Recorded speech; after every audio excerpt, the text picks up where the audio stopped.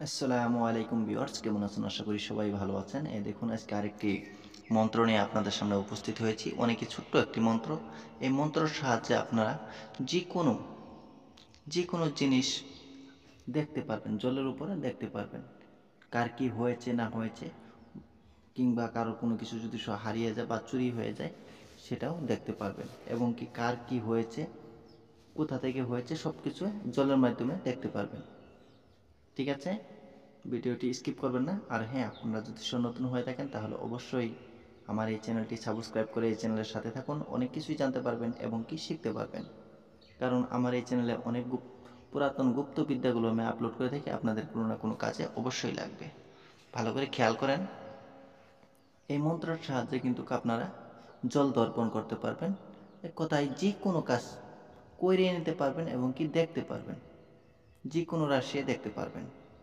কিভাবে করবেন সেটাও আমি বলবো, ভিডিওটি স্কিপ করবেন না। মন্ত্রটি আগে দেখে নেন। মন্ত্রটি হচ্ছে হাবিল কাবিলা দাক্কান্দা কাফ কাদিরুন বাসিরুন বাসিরা ইয়া সুলাইমান ইয়া সুলাইমান ইয়া সুলাইমান।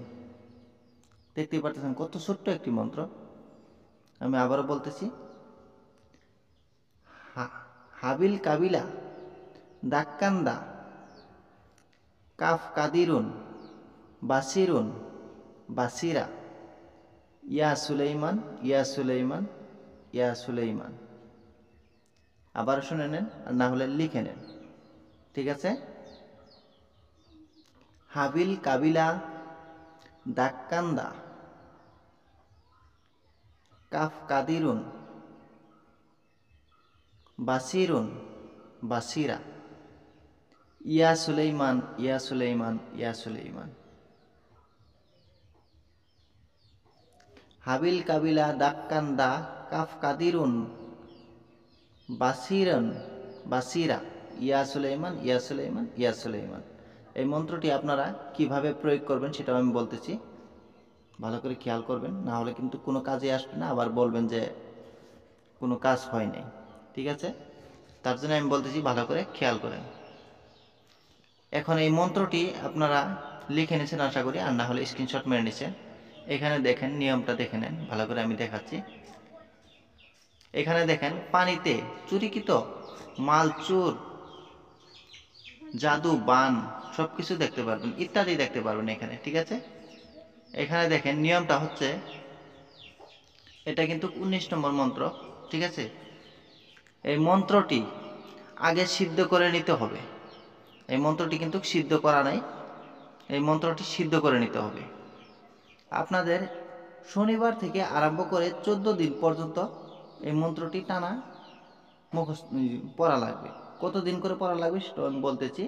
এখানে দেখেন, 2562 বার, 2562 বার এই মন্ত্রটি 14 দিনের ভিতরে পড়া লাগবে।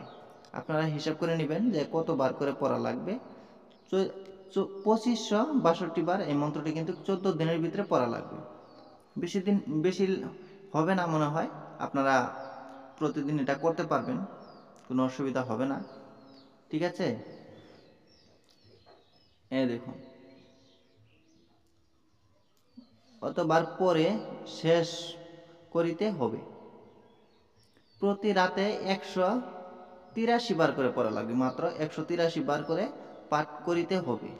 সিদ্ধ হয়ে গেলে শনিবারে সকালে বাটিতে কিছু পরিমাণ পানি নেবেন। পানি নিয়ে বসে এই মন্ত্রটি আপনারা 71 বার পাঠ করে 71 বার ফু দিবেন। একবার করে পাঠ করবেন আর একটা করে ফু দিবেন। এইভাবে ফু দিয়ে আপনারা দেখতে পারবেন, যে কোনো জিনিস দেখতে পারবেন। এই দেখেন, নিয়মটা ভালো করে দেখে নেন।